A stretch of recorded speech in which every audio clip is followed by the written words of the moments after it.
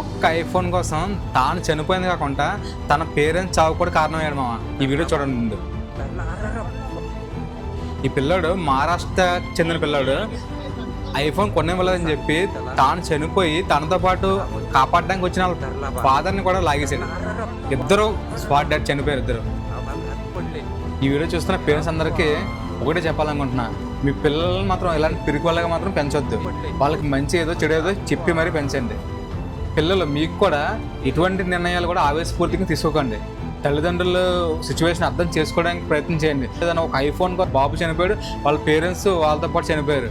అసలు ఐఫోన్ కోసం చనిపోయాడు, ఇప్పుడు ఐఫోన్ తిరిగి బ్రతికించలేదు కదా. ఐఫోన్ వల్ల లేకపోతే ఏదైనా వస్తువు వల్ల ఏదైనా పర్సన్ వల్ల లవ్ ఫెయిల్యూర్ ఏదైనా జరగచ్చు. ఏం జరిగినా సరే లైఫ్లో చనిపోవడం అనేది కరెక్ట్ నిర్ణయం కాదు. మీరు పొద్దున్న మంచి పొజిషన్కి వెళ్ళి మంచి డబ్బులు సంబంధించిన ఐఫోన్ నచ్చింది కొనుక్కోవచ్చు. దయచేసి పిల్లలు కూడా తల్లిదండ్రులు ఇబ్బంది పెట్టకండి. తల్లిదండ్రులు కూడా పిల్లల్ని అనుక్షణం మానిటర్ చేయండి. మీరు ఇంకా వాళ్ళని మంచిగా మౌలు చేయండి, అంతేగాని మీరు నెగ్లెక్ట్ చేసి వదిలేయకండి. మన పెంపకంలోనే ఉంటుంది ఏదైనా సరే. మీ అభిప్రాయాన్ని ఈ వీడియో కింద కామెంట్ చేయండి.